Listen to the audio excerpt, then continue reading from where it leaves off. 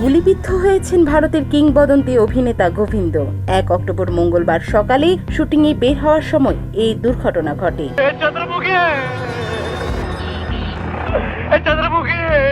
নিজের রিভলভার থেকে নিজের পায়ে গুলি লাগে ভারতের এই সুপারস্টারের। এরপরেই তড়িঘড়ি তাকে মুম্বাইয়ের একটি হাসপাতালে নিয়ে যাওয়া হয়। मेरी गर्लफ्रेंड के साथ तू सैया बनके।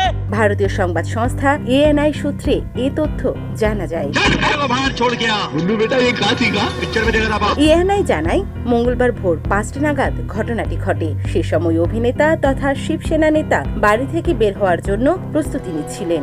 তখনই নিজের বন্দুক পরিষ্কার করার সময়ে ভুলবশত গুলি বেরিয়ে তার হাঁটুতে লাগে। সঙ্গে সঙ্গে মাটিতে লুটিয়ে পড়েন তিনি। পরপর যন্ত্রণায় কাতরাতে থাকেন। দ্রুত তাকে হাসপাতালে নিয়ে যাওয়ার ব্যবস্থা করা হয়। Desk report, click news PD.